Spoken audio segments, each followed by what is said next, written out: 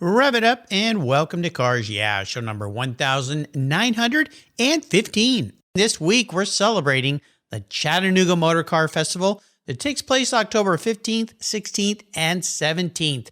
The event includes the West Village Road Rally, the Pace Grand Prix at the Bend, and a Concours d'Elegance, plus much, much more. To learn more about this wonderful event and get your tickets, go to ChattanoogaMotorcar.com. This is Cars Yeah, where you'll enjoy interviews with inspiring automotive enthusiasts. Mark Green is here to provide you with a fuel injection of automotive inspiration. So get in, sit down, buckle up, and get ready for a wild ride here on Cars Yeah.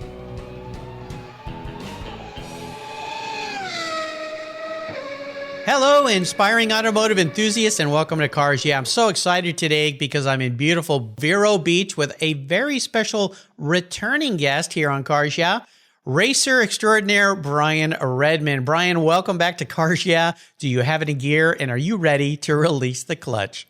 Well, Mark, thank you very much, and congratulations on your new grandparenthood. Thank you for your kind comments. Yeah, my listeners may know it by this point, but yeah, I'm a grandpa now, so you can call me grandpa. How's that? Is there a proper British term for a grandparent? Not really, no. I mean, I just used to call my grandfather, grandpa. Yeah, yeah. But it's straightforward. Yeah. Well, we're all trying to figure out some great names. My wife's really getting into this, so I don't know. One of her favorites was Lolly and Pop. So there you go. Lollipop. Sounds like something a little baby would like. There you go. Yeah. Well, I'm really happy to have you back. My regular listeners will remember, Brian, when you were on the show before, you were guest number 463. Now, when you were on the show before, it happened to be your birthday. You're the only guest that ever sang happy birthday to himself on my show. You sang a wonderful British birthday greeting, which is hilarious, by the way. I think that's pretty fun. I won't make you sing that again, but before I give you a proper introduction, I wanted to ask, how are you doing with what's going on with, this past 18 months, this pandemic and all the things we've had to deal with? Has everybody in your family been healthy, been well? Yes, thanks. We had both the injections in January and February. The struggle goes on, doesn't it? Yeah, seems to be never ending. Well, I'm glad that you and your family have been healthy. Let me give you a proper introduction, and we're going to talk about more fun things, specifically a very cool festival you're going to be a part of. Brian Redman is the grand ambassador, something else to add to your business card, of the Chattanooga Motorcar Festival. It's a wonderful 3-day event that includes a rally, a Grand Prix, and Concours d'Elegance. Brian participated in 350 races in his personal career. He's probably driven a lot more in his retirement career on many historic racing tracks. He hailed from Great Britain and was victorious outright or in his class in 94 of those races. He finished in the top 377 times. His tally of classic long-distance victories included the Targa Florio, Daytona 24 Hours 3 times, Sebring 12 Hours twice, the Nurburgring, and of course, Spa 4 times. He won 4 long-distance road race team championships and 5 individual road racing championships. The list goes on and on. He raced Formula One, Formula 5000, and today Brian promotes and participates in historic race car events around the globe. We'll be back in just a minute to talk more about the Chattanooga event with Brian, but first a word from our valued sponsors. So give them a listen, give them a little love. Keep your seatbelts on. We're here with the racer, Brian Redman. We'll be right back. My friends at Covercraft offer you 10 different options. That's right, 10 for your vehicle's protection. You can choose from Weather Shield HP, HD, Sunbrella, Ultratect, Reflect, Form Fit, Custom View Shield, and their newest 5-layer all-climate cover, 3-layer moderate climate cover, and a 5-layer indoor option. You have all sorts of ways to protect your car. All of these are custom tailored by Covercraft's talented craftspeople. It's the form and fit with the quality to attention to detail that's been their standard since 1965. Surface protection is the best way to preserve the investment you've made in your vehicles. It's what I do. Covercraft protects cars, trucks, motorcycles, RVs, trailers, and watercraft too. I have a Covercraft cover for every one of my vehicles, and I've got a deal for you. If you use the code YEAH21, YEAH21 at covercraft.com, they'll give you 10% off your order, plus you get free shipping. That's right, 10% off and free shipping. Just use the code YEAH21 at checkout. Covercraft, protecting the things that move you. I was talking with a buddy of mine the other day, and he asked me about American Collectors Insurance. He said, "While I listen to you on Cars Yeah, you're always talking about agreed value collector car insurance. Well, I insure all my cars on my regular auto insurance policy, and I've done it for years. Why use a different company for my collector cars? I get a multi-car discount. Isn't that good enough?" I suggested he call his carrier and ask how much he would get if his collector car was totaled or stolen. He called back and said, "Boy, that was a scary conversation. The value of my car wasn't even close to what it's really worth." Thank you for the education, Mark. So don't just hope for a fair claim settlement. Be certain and know exactly what you'll receive with an agreed value policy. American Collectors Insurance has been protecting enthusiasts since 1976. Give them a call today for your personal agreed value quote at 866-ACI-YEAH. That's 866-224-9324. Tell them you're a friend of Mark Green's at Cars Yeah. American Collectors Insurance, classic car insurance, designed by collectors for collectors, automotive enthusiasts just like you and me. They're the ones that insure my car. That's American Collectors Insurance. All right, Brian. Well, this is the second year of the Chattanooga Motorcar Festival, the first being 2019. Of course, we all know the COVID pandemic all but canceled most of last year's events. Last time you were the Grand Marshal. This year it's going to be Corky Coker. Say that name 10 times fast. That's a tough one. But this year you hold a very prestigious role. So before we talk about all the different parts of this, being the Grand Ambassador, what does that mean? Well, it means that I've been demoted from being the Grand Marshal. Well, there you go. Thanks a lot, Corky. Yeah. Well, what are you looking forward to as part of your role as the Grand Marshal? Sounds pretty cool, kind of like Grand Poobah. Yeah. Well, you know, as we may have discussed, or you may have talked about the 2019 event, it was the first time that the Chattanooga Motorcar Festival was held. And it was actually, for a first-time event, it was pretty amazing. Byron DeFore, the instigator, and his team put together a really great event with some of the best audio-visual that I've seen anywhere. And I've been doing this sort of stuff, you know, for 30 or 40 years. And the Concours d'Elegance was down in the downtown area. And so, in the sprint along the Chattanooga River. But this year, they're greatly expanding it, and they're having an actual road race, in the streets of Chattanooga. Oh, incredible. And so that's all being prepared. Yeah, incredible. And in addition to that, there is a huge Ferrari collection coming. There is this 600-car Mecum auction taking place, which didn't happen before. Mm-hmm. And, of course, the Concours as well, and the Rallye. So there's a lot going on. Unbelievable, really. Well, no doubt you're going to be a busy guy. Let's kind of walk through some of these events that are happening, because when you get into an event like this, most Concours events are one day. You go in, you enjoy the cars, you leave. But 3 days, they've got so many things happening. So let's start with what they call the West Village Road Rally. Are you going to be able to participate in that? Well, I don't know my exact schedule yet. I'm waiting to hear from Byron and his right-hand lady, Ember Souchet, as to what I'll actually be doing. But we'll certainly be doing, symposiums on the big stage, which is in the downtown area. So it's a massive audio-visual thing, which hundreds of people can see and listen to. There will be symposiums almost certainly on Friday morning, Friday afternoon, Saturday morning and Saturday afternoon on different subjects such as Ferrari, Le Mans, Tucker cars, and God knows what. Wow, they're going to have you busy. Yeah.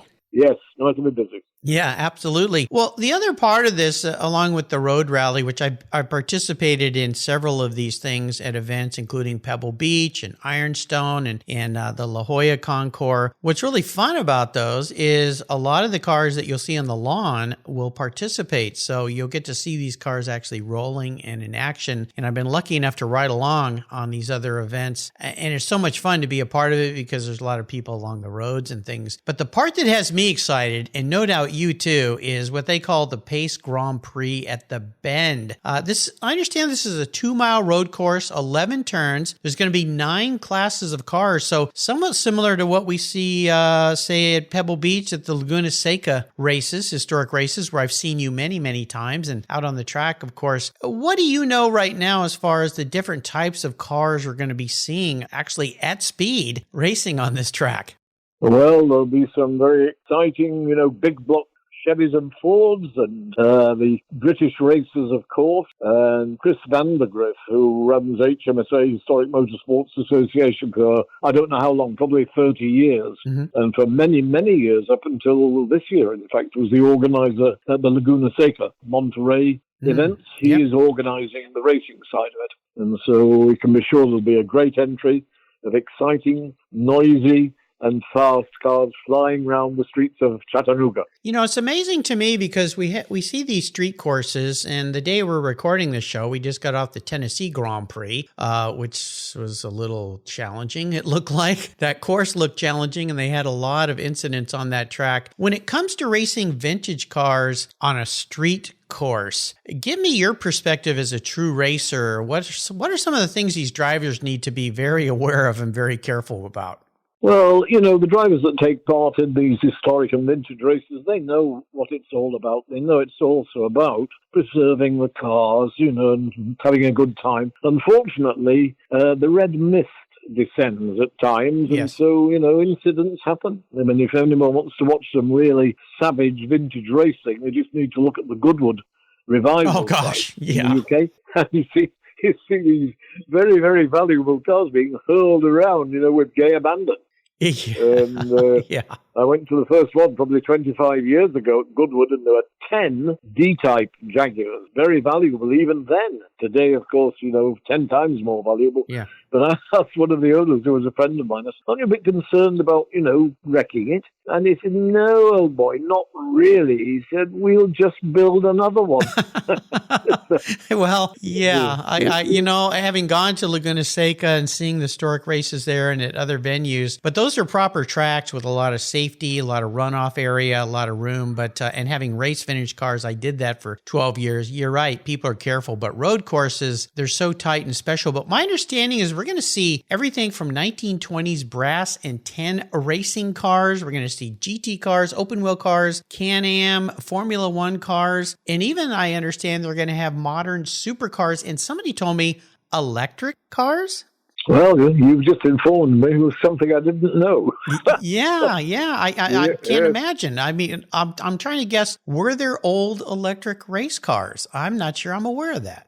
Well, I mean, one of the very, very first electric cars was built in 1900, the late 1800s. Yeah. There was an electric car built at that time with separate electric motors. And, of course, the famous Dr. Porsche was involved in that one. Oh, yeah. So, electric's been around forever. Yeah, absolutely. While we're on the nature of racing, I'd love to get your opinion of Formula E. I had an author on the show a couple months ago who wrote a wonderful book about Formula E. He's been to almost every Formula E race, and he did say at the beginning it was a little bit like, I want the noise, but after a while, he really kind of got into it. Have you watched any of the Formula E racing?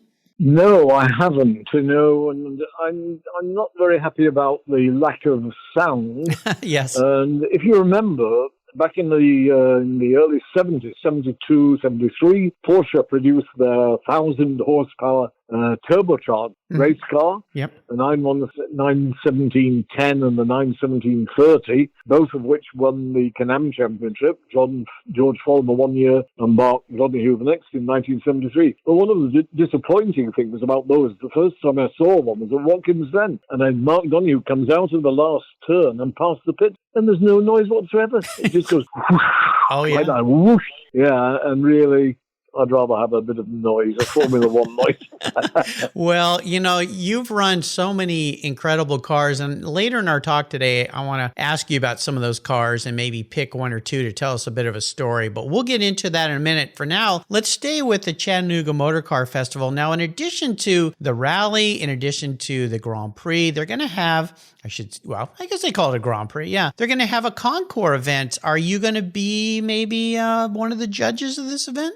Yes, I'll be a judge in the Concours event. Amongst all the other things we're doing, it's going to be an extremely busy weekend. I look forward to it. Now, you've been a judge before at Concours events, as I've seen you walking around with the straw hat and the blue blazer, I believe. Yes.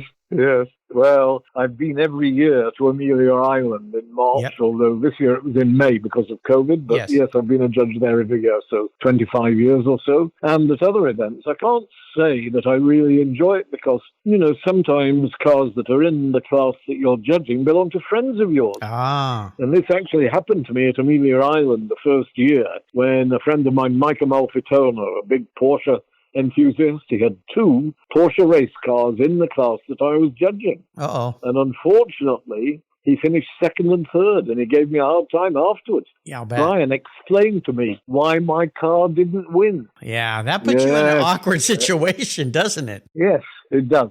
Yeah, not much fun. Well, judging is judging, and it is what it is. So you could always just point to the other guy, say, go talk to him. Yes, exactly. That's what I would have done. Well, somewhat amazingly, the first electric car in the United States was developed in, wait for it, 1890. Wow.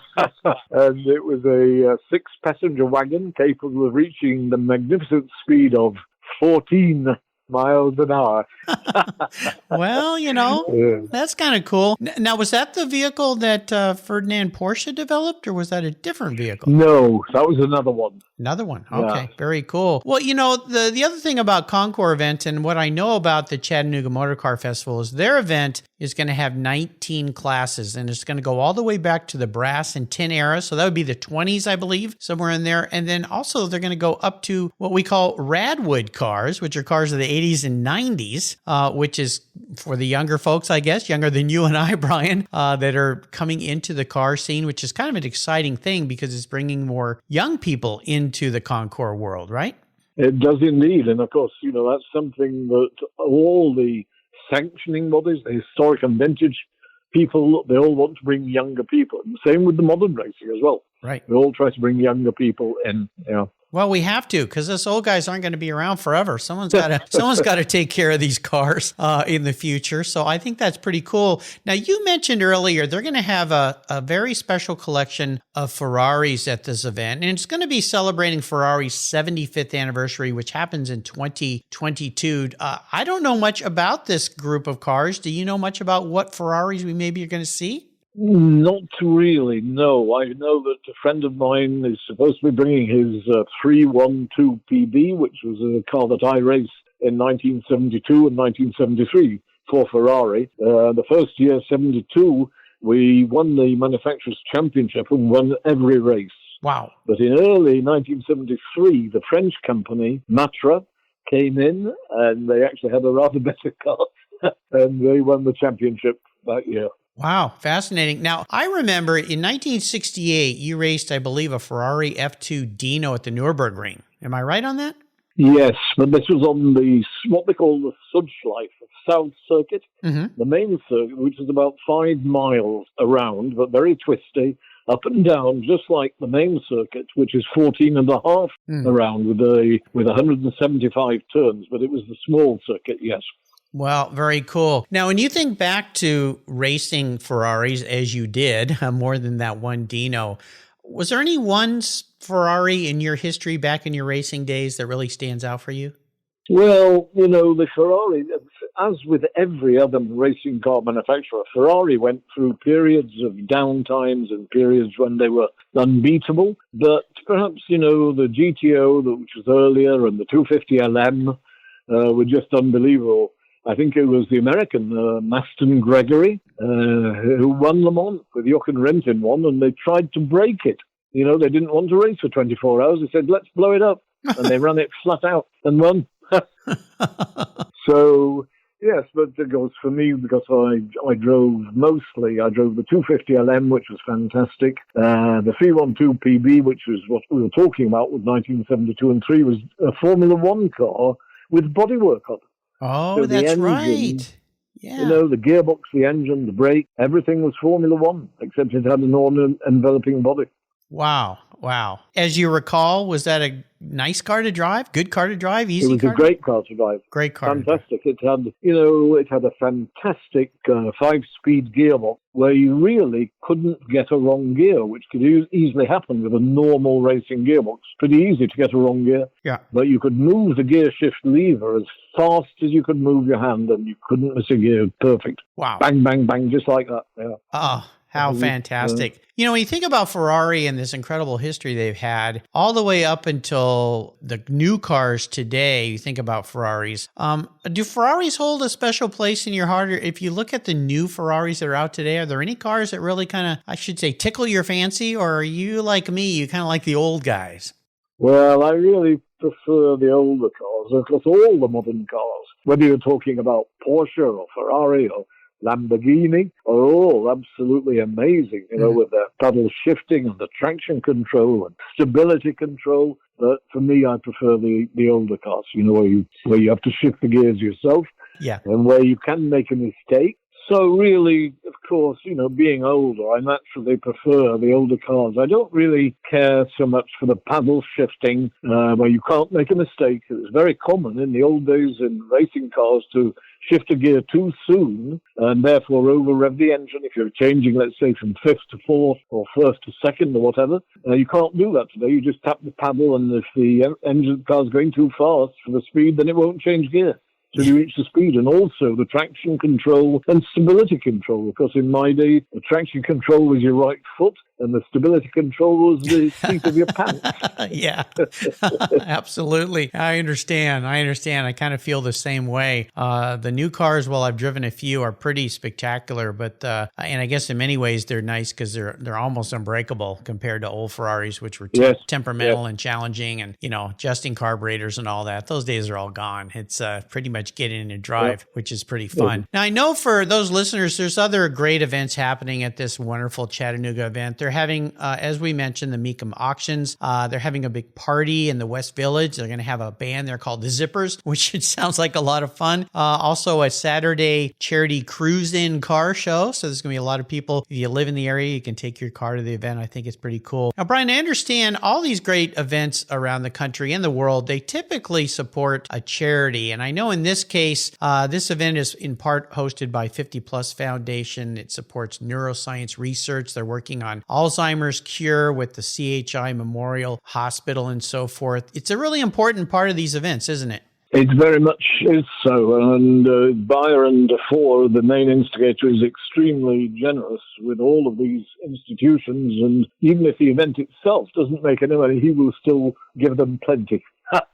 Yeah, absolutely. I think it's fantastic. Now, there's going to be other celebrities in addition to you, because I hold you as a celebrity. You're definitely a celebrity in my world. When I look at all the racing I watched of you from the time I was a kid, I'm going to age you a little bit more than me here, Brian, but you are a little bit more mature than I am. Not by much, though. But I understand that we're going to see some pretty cool faces. Linda Vaughn, who's been a guest here on my show. Your buddy David Hobbs, he's been on the show as well. Ray Everham, Lynn St. James, she's been on the show several times here. Alonda Cadenet, Wayne Carini. Anybody else I've missed that you know of?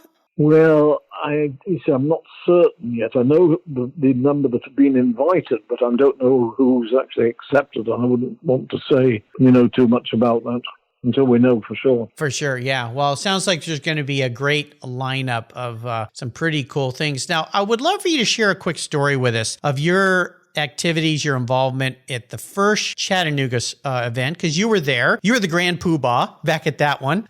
Was there one thing, if you could pick one thing, because it was such an exciting event, one thing that really stood out for you that caused you to return this year? Well, I think, from the first event in 2019, it was pretty amazing. And the incredible audio-visual outside in the street was about the best I've ever seen in that condition. And, of course, the sprint up and down the Chattanooga River was wonderful. And then the Concours d'Elegance on the Sunday was superb. So, every part of it. And this year, it's going to be bigger and better. Absolutely. It's definitely something to attend. I always like to ask my guests about a great book. Now, there's a wonderful book that you put out titled Brian Redman, Daring Drivers, Deadly Tracks. Have you come up with another book since we last spoke? No, not likely. That was enough work, wasn't it? Yeah. It was, yes. And it's, 2 years of pretty hard work and some disagreements and this sort of thing. But it's done very well. And about a year ago, I asked the publisher in England, Eric Verdenroe, I said, how many books have you got left? And he said, well, I don't have any, old boy. There are a few in America at the distributor, at Quarto. So I called Quoto, and they've got like 30 boxes. And this is a year ago. I wanted some more, and so I called Quoto, ordered a couple of boxes, and they said, we have another delivery coming in July. This is this July. Wow. I said, well, there aren't any. So I called Eric Verdenroe again, and I said, last year you said there were no more left. They'd all gone. He said, did I not tell you, old boy? I've had another 1,000 printed. No, you neglected to tell me that. Well, that's very exciting. Yeah. For you listeners that missed this and thought you couldn't get one, I'll make sure I put a link to this book. I just checked on Amazon. They're still there. You got to get your hands on this book. It's definitely worth being on your automotive library shelf. It's a wonderful recount of Brian's life and racing, and I've got a copy. It's wonderful, so I'll make sure I put a link to that. Now, I asked you earlier, Brian, when I went through the list of cars, kind of the top 10 cars, because you sent me a list that you've raced, and I'm going to run through them really quick and then have you answer a question here. You raced the 65 Jaguar E-Type, a Ferrari 250 LM, which you mentioned earlier, a 75 Lola T332, a BRM P167, Formula 5000s, the Lola T600, the Porsche 908, one of my favorites, Porsche 917K, another one at Spa, the Ferrari Dino I mentioned. If you look at all those vehicles, is there one vehicle that you could maybe pluck out of that delicious selection we have there and share a quick little story about when you raced that car? Well, although I was lucky enough to drive for some of the best teams in the world in long-distance races, 68 with John Wyer and the GT40 and Jackie Hicks, 69 for factory Porsche with Joe Siffert, and 70 in the factory Porsche but run by John Wyer, and again with Siffert, and then 72 with Ferrari. And so that was really a great period for me. But the best was 73, 4, 5, and 6, driving for Jim Hall in America, and the cars supplied by Carl Haas, the Lola importer, where we won the 3 championships, with Mario finishing second for 2 years in 74 and 5, and Alan Senior second the third year. And I would have won the first year, but I didn't do as many races. 73, Jody Scheckter won, who went on to become world champion for Ferrari. But I did, I won 5 races and he won 4, but he did 2 more races because I was in Europe driving for Ferrari in the sports car. So those are great years. And, of all the races, I think the luckiest one in that period was to win the first Long Beach Grand Prix in the streets in 1975. Yeah. And so, yeah. So we had a fantastic time. It was a great team, just 4 guys, Franz Weiss, who built the engines and tested the cars, and Troy Rogers, the fabricator, and the late Davy Evans, the British expert on gearboxes, and Tony Connor. It was only 4 people, compared to today, where to do the same effort, you'd have 20 people running the team. Right. Well, you have an incredible life. And I'll tell you, Brian, I was a junior in high school in 75, and I was at Long Beach. I grew up in Southern California, and I watched you win. So very, very exciting. I should go try to find some of those old slides I shot. I'm sure I've got some great pictures of you somehow. I got to dig those out, though. I don't know why I shot slides back in the day, but that's what people did when they thought they were great photographers, I guess. So yeah, that Long Beach race on the Friday afternoon in the last qualifying session, my car switched sideways in the turn 1, where it went light, and you just had time to get 2 seconds of quick flat out. It turned sideways, and something had broken in the differential. And so Jim Hall didn't want to look at it, but he did, and they put a new diff in. The Wiseman diff had broken, and it broke on the 10th lap of the race when I was lying 4th behind Andretti, Tony Bryce, the English protege of Graham Hill, and Al Unser. And one by one, they all broke. They all broke their axles, they broke their shafts, and Alonso went into the wall. So we won. Lucky win, but a great win. As they say, that's racing. Wow. Yes. Yeah, fantastic. Well, Brian, I want to thank you for the years and years of delightful racing you provided all of us enthusiasts, and the fact that you're still out there participating in these events. You're making yourself available to the public. You're jumping in cars. I watched a few videos of you driving. One was a Lola, not too long ago. That's on YouTube, so you listeners can find all sorts of things. Can you maybe leave us with a little parting word of thought and advice when it comes to the Chattanooga Motor Car event that's coming up here very soon? Well, I'd just like to invite everybody who might be interested to Chattanooga for this great 2020 Motor Car Festival with road racing through the streets, a rally, a 600-car Mecum auction, a show of Ferraris, and speakers speaking on the splendid auditorium on all sorts of subjects. It'll be a great weekend. It's going to be a fantastic weekend, listeners. Go to ChattanoogaMotorcar.com. You can get your tickets. The event's coming up very quick. You can still plenty of time to get there and go. Get out there, have some fun. Say hello to Brian when you're at the event. Hey, Brian, thanks for calling in again and spending some time with me today. It's always good to catch up with you. Stay healthy. Okay, Mark. Stay well, my friend. And until you and I talk again, I'll see you at the Chattanooga Motorcar Festival. Fantastic. Linkage. It's a new quarterly publication and website that covers the automotive market, driving, restoring, collecting, and discovering your passion for motor vehicles. Linkage is about experiences, opinions, and values. Linkage is an actual informed, reasoned opinion based on first-hand experiences. A talented linkage team covers the automotive world, the people who share your passion and mine, smart, considered, rational, and experienced opinions, ones you can learn from and grow. That includes our passion that drives auctions and the collector car market. So come with me and join us on this journey. And be sure to use the code CARSYEAH when you subscribe, and they'll give you $10 off. Boom! Linkage, geared for the automotive life. Subscribe today at linkagemag.com. Here at Cars Yeah, it's all about inspiration. And our charity of choice is Tech Force Foundation, where it's all about making a positive difference in young people's lives. Tech Force helps young adults discover their talents and passions for all things automotive, with a mission of helping students develop a career as a professional technician. Tech Force awards nearly $2 million in scholarships every year for students to pursue technical education, and they support hands-on activities, events, and mentorships across the country, working to change the outdated perceptions of these careers. Auto techs are in high demand, but the supply of qualified technicians is critically short. They need your help to fuel their mission. Learn more and join me in supporting them at techforce.org. Thank you so much for joining us on today's ride here at Cars Yeah. Drive on over to carsyeah.com to find show notes and inspiring automotive fun. Download your free copy of Filler Up, a fun book filled with gorgeous photographs of fuel filler fun, including quotes from more inspiring automotive enthusiasts. Download your copy today, and we'll see you next time on Cars Yeah.